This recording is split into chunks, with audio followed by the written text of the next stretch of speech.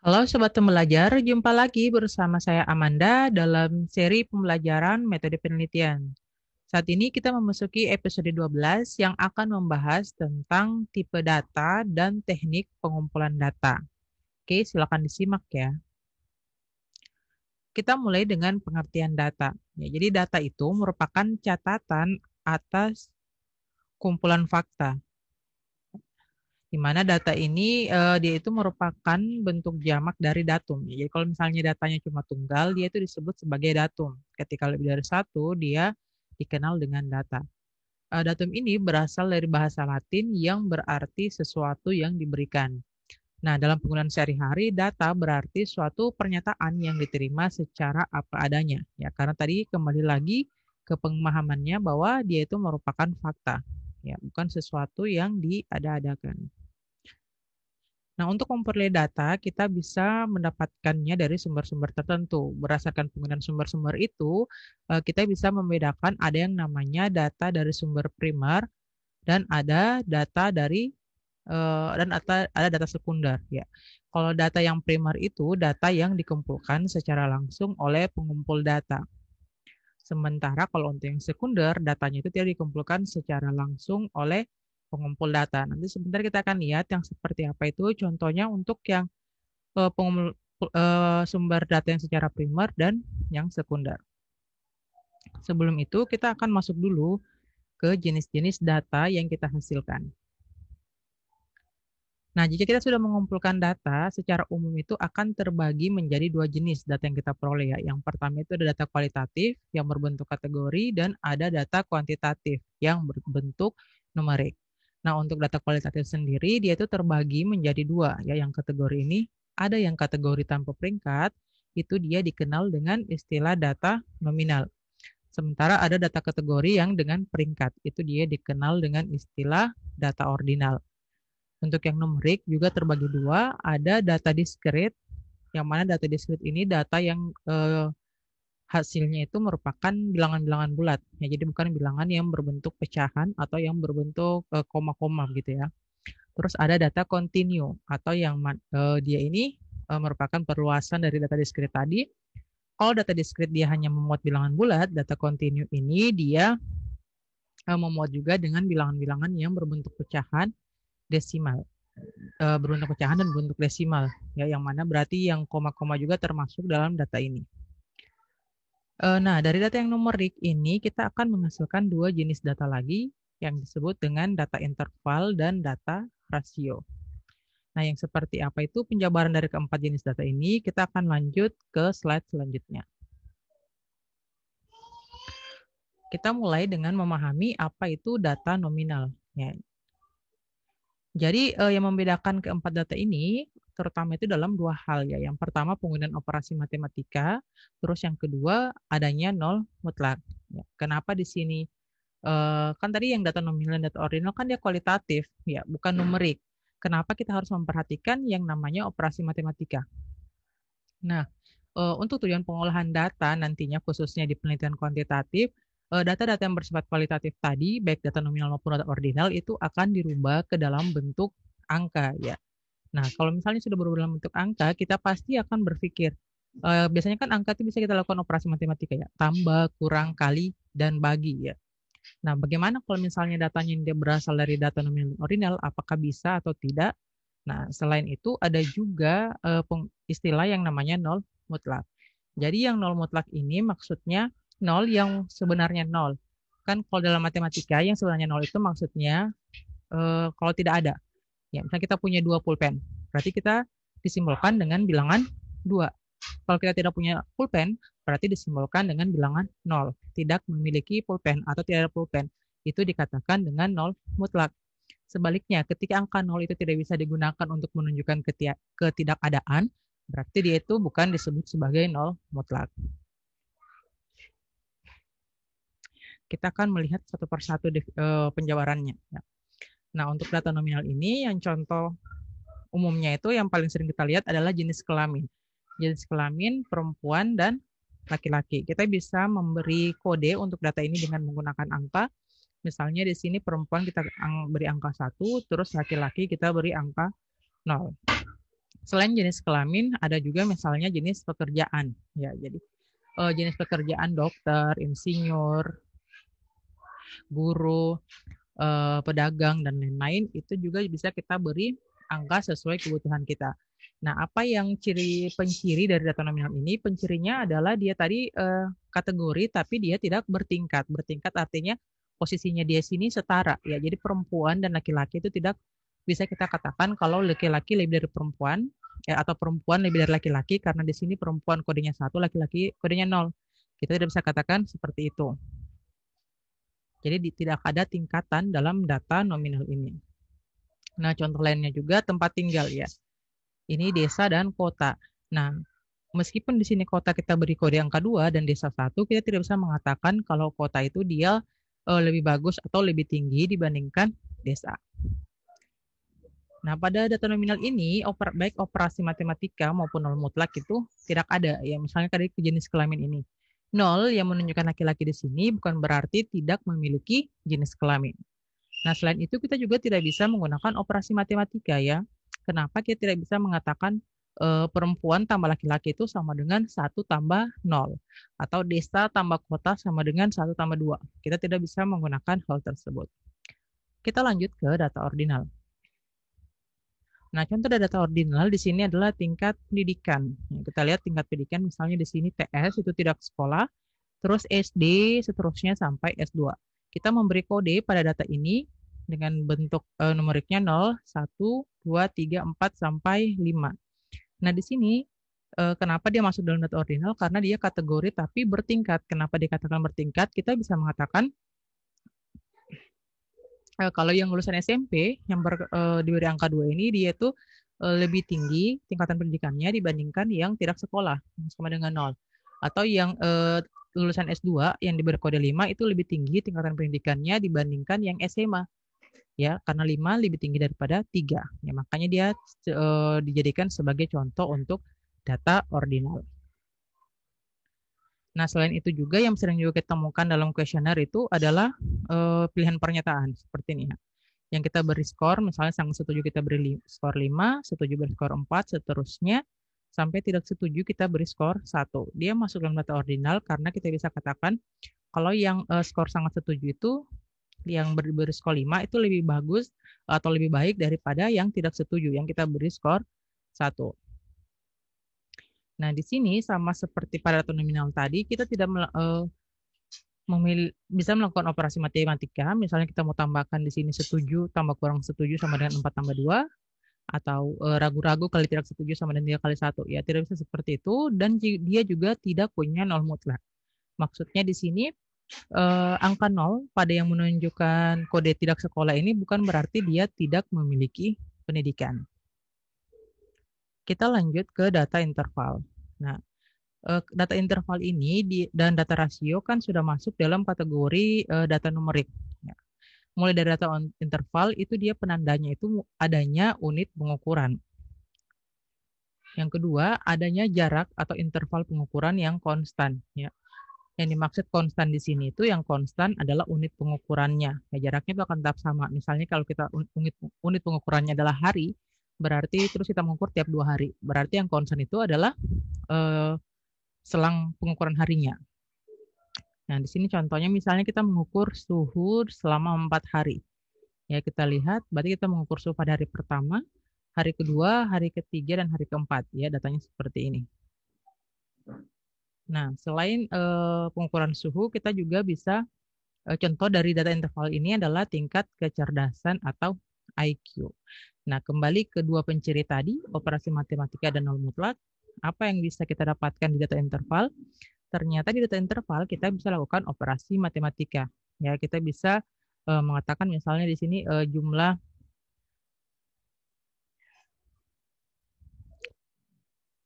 misalnya selisih dari suhu pada hari keempat dengan hari pertama itu adalah 3 derajat Celcius. Kita dapatkan dari mengurangkan 40 derajat Celcius dengan 37 derajat Celcius. Ya, jadi kita bisa lakukan operasi matematika.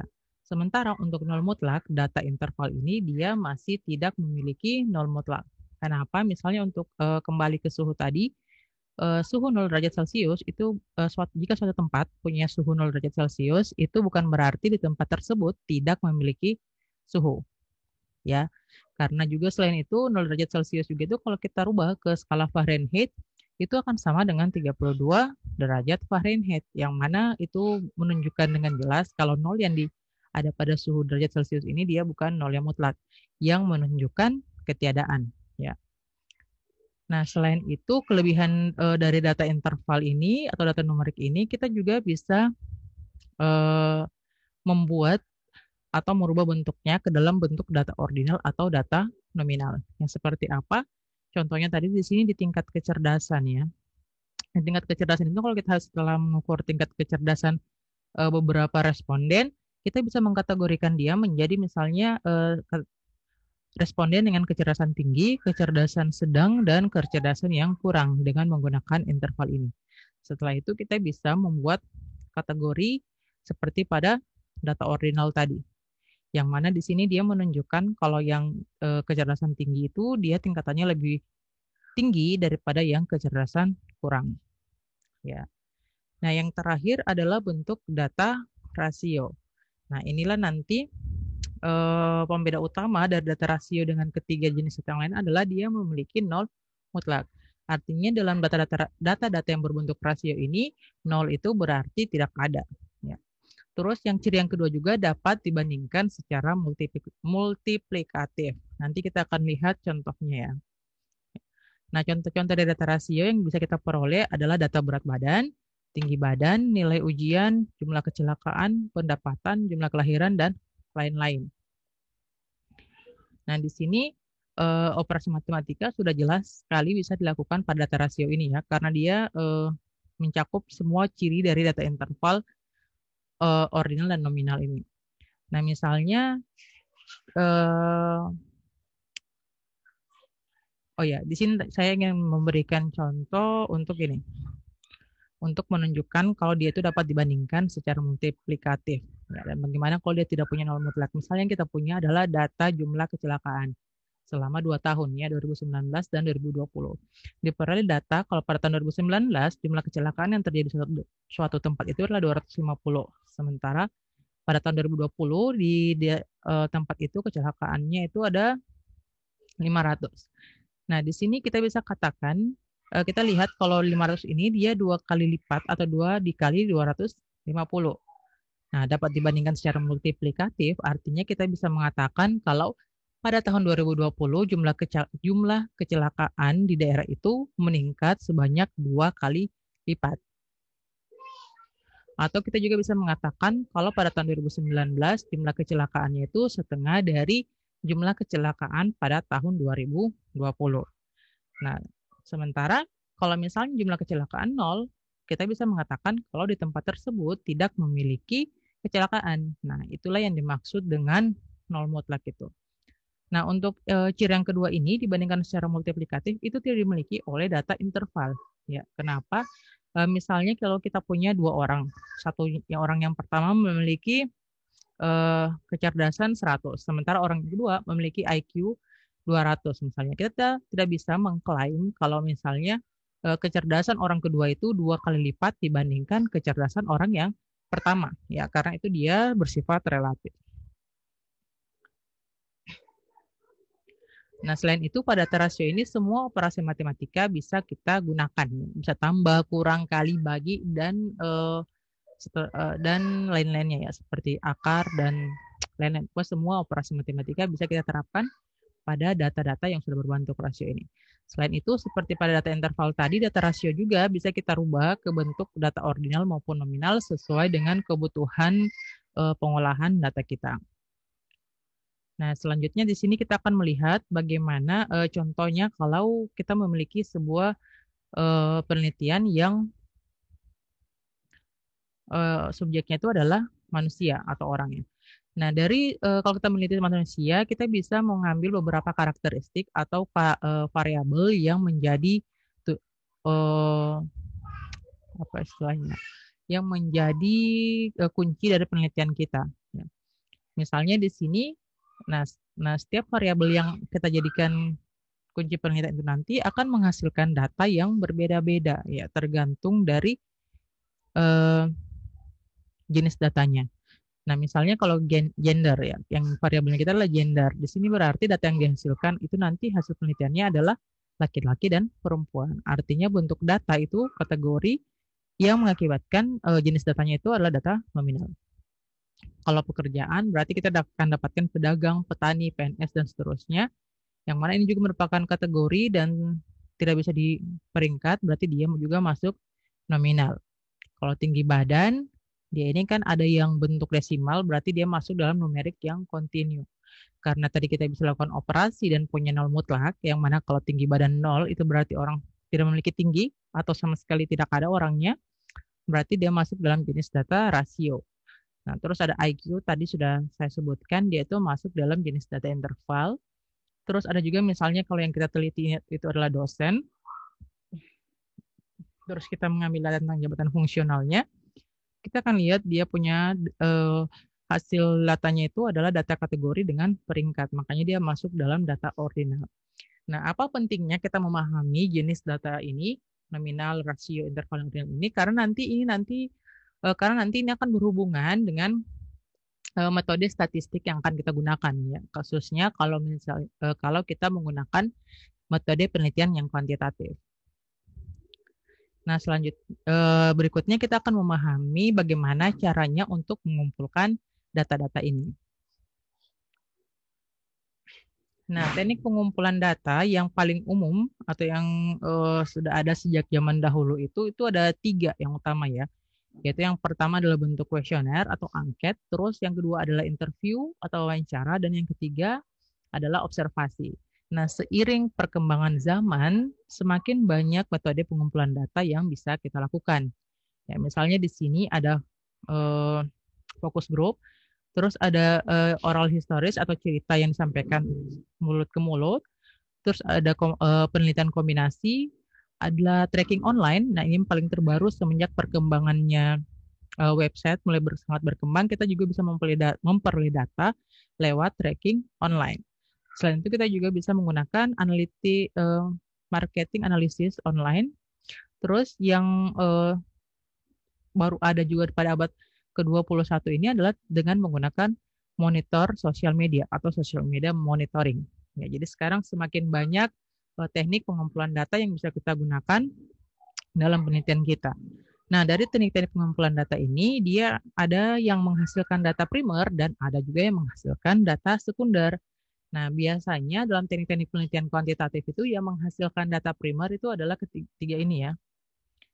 Yang kuesioner, interview, dan observasi. Ya.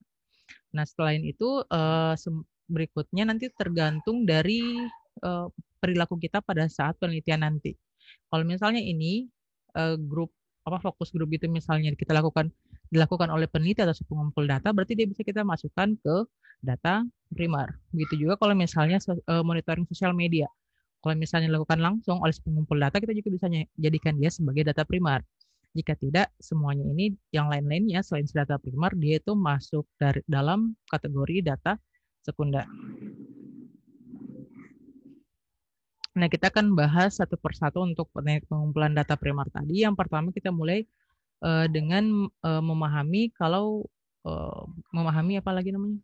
Prinsip atau tata cara dari cara mengambil data dengan wawancara dan angket. Nah, apa yang perlu kita pegang sebagai seorang peneliti atau seorang pengambil data jika menggunakan kedua teknik ini? Yang pertama, subjek itu merupakan orang yang paling tahu tentang dirinya sendiri. Ya, jadi jangan kita pada satu wawancara atau mengambil data nanti bertindak bahwa kita lebih memahami apa yang mau disampaikan subjek daripada si subjeknya. Yang kedua, bahwa apa yang dinyatakan oleh subjek kepada peneliti adalah benar dan dapat dipercaya. Ya, ini yang harus kita pegang karena jangan sampai sebelum kita mengambil data kita sudah berprasangka ke responden kita atau kita sudah bisa berpikir, oh kemungkinan sebentar dia itu akan memberikan data yang palsu atau data yang tidak benar. Kalau misalnya hal itu terjadi, berarti kita tidak bisa mengambil orang tersebut sebagai responden kita. Karena prinsip utama yang harus dipegang dari peneliti dan responden atau pengumpul data dan respondennya adalah apa yang dinyatakan oleh si subjek atau responden kita itu merupakan benar dan dapat dipercaya. Yang ketiga, bahwa interpretasi subjek tentang pertanyaan-pertanyaan yang diajukan peneliti kepadanya adalah sama dengan apa yang dimaksud oleh peneliti. Ya, ini juga harus kita pegang ya. Jangan sampai kita beranggapan bahwa interpretasinya itu berbeda. Nah, teknik wawancara yang kita gunakan itu akan terbagi menjadi dua, ya. Ada wawancara terstruktur dan ada wawancara tidak terstruktur. Wawancara itu dikatakan terstruktur apabila peneliti atau pengumpul data itu mengetahui dengan pasti tentang informasi apa yang akan diperoleh. Ya, jadi biasanya itu kalau wawancara terstruktur kita punya daftar pertanyaan yang wajib untuk kita tanyakan semua ke respondennya kita ya. Jadi kita sudah jelas data apa yang mau kita ambil. Sebaliknya, kalau misalnya wawancaranya itu dia berbentuk bebas atau dia istilah apa ya, berjalannya seperti kita bercakap-cakap biasa dengan si responden itu, tidak ada panduan khusus atau daftar pertanyaan, tapi kita punya topik utama yang ingin kita ambil dari si responden kita ini, itu dia dikatakan sebagai wawancara yang tidak terstruktur, ya karena kita tidak menyediakan sistematika pertanyaan yang harus kita tanyakan, tetapi kita punya topik besarnya, apa yang mau kita gali dari responden kita. Selanjutnya untuk kuesioner dan angket. Nah, jadi kuesioner ini merupakan teknik pengumpulan data yang dilakukan dengan cara memberikan seperangkat pertanyaan atau pernyataan tertulis kepada responden untuk dijawabnya. Ya, jadi kalau misalnya kita sebagai peneliti di bidang pendidikan, pemberian tes itu dia termasuk dalam kategori kuesioner. Ya, karena tes itu merupakan seperangkat pertanyaan yang kita berikan ke responden kita. Nah, prinsip dari penulisan angket atau kuesioner ini adalah yang pertama, isi dan tujuan pertanyaannya itu harus jelas. Yang kedua, bahasa yang digunakan juga itu harus merupakan bahasa yang dipahami oleh responden kita. Yang ketiga, kita harus juga memperhatikan tipe dan bentuk pertanyaan. Berikutnya, pertanyaan itu tidak boleh bermakna ganda. Ya, jadi kita harus menghindari pertanyaan-pertanyaan yang multitafsir dari responden kita. Yang berikutnya, tidak menanyakan hal-hal yang sudah lupa. Ya, jadi kalau misalnya kita mau ngambil data di kuesioner, jangan kita tanyakan peristiwa yang sudah terjadi misalnya 10 tahun yang lalu atau pada saat mereka belum mempunyai ingatan yang benar-benar kuat. Ya. Yang berikutnya, pertanyaan tidak menggiring ke tujuan tertentu ya, atau ke topik tertentu. Kita tidak boleh membuat pertanyaan kuesioner yang seperti itu. Yang berikutnya, panjang pertanyaan juga harus diperhatikan. Ketika kuesioner yang kita buat pertanyaan itu terlalu panjang, bisa saja si responden itu dia akan malas membaca ya. Belum dibaca, sudah lihat pertanyaan kuesionernya misalnya ada 5 baris, dia sudah malas membacanya ya. Jadi nantinya mengakibatkan dia akan menjawab asal-asalan sehingga kita memperoleh data yang tidak valid. Selanjutnya urutan pertanyaannya. Jadi sebisa mungkin kita membuat urutan pertanyaan di kuesioner itu dia tertata rapi dan tidak teracak ya, agar tidak membingungkan proses berpikir dari responden kita. Dan yang terakhir, kuesioner itu yang kita buat harus memenuhi prinsip-prinsip pengukuran, bukan yang terakhir ya. Yang terakhir itu adalah penampilan fisik angketnya ya. Jangan sampai kuesioner yang kita buat itu penampilan fisiknya itu membosankan. Ya, jadi sebelum si responden dia menjawab, dia sudah malas memang sudah malas dan tidak peduli ketika melihat kuesioner yang kita buat atau yang kita berikan ke mereka. Teknik berikutnya adalah observasi. Nah, observasi di sini dia juga terbagi dua, yang itu adalah yang pertama adalah observasi berperan serta dan yang berikutnya itu adalah observasi yang tidak turut berperan serta. Jadi dalam observasi yang pertama ini, peneliti terlibat dengan kegiatan sehari-hari orang yang sedang diamati. Apa yang digunakan sebagai sumber data penelitian. Ya, biasanya observasi berperan serta ini paling umum digunakan pada penelitian-penelitian kualitatif. Yang berikutnya adalah observasi yang non-partisipan. Di sini peneliti tidak terlibat dan hanya sebagai pengamat independen. Ya, umumnya yang penelitian kuantitatif itu dia menggunakan teknik observasi yang ini. Nah, teknik observasi non partisipan ini sendiri bisa kita golongkan menjadi dua. Yang pertama ada observasi terstruktur dan observasi tidak terstruktur.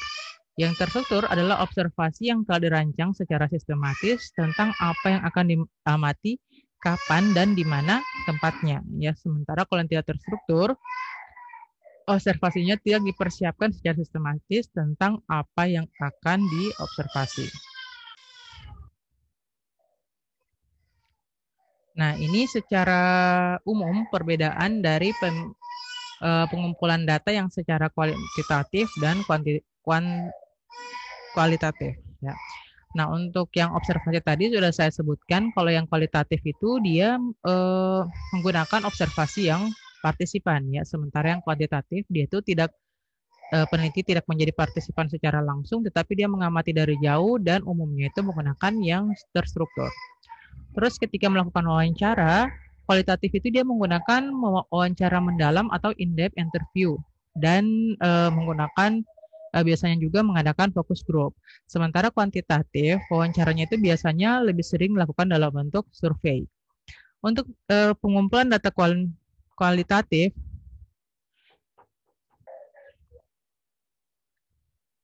untuk pengumpulan data yang berupa dokumen atau film atau dari buku, kalau yang kualitatif itu dia melakukan analisisnya secara analisisnya itu langsung dalam bentuk wacana ya atau discourse analysis. Sementara kalau kuantitatif dia lebih mengedepankan analisis konten. Dalam menggunakan informasi-informasi yang sudah ada, pengambilan data kualitatif itu lebih menggunakan teknik komparatif atau membandingkan dan penelitian historis. Sementara kalau yang kuantitatif, dia menggunakan analisis terhadap data yang sudah ada atau data statistik yang telah ada sebelumnya. Sementara untuk model-model lain itu kalau yang kuantitatif juga biasanya atau terkadang menggunakan data lewat eksperimen langsung atau lewat kuasi eksperimen.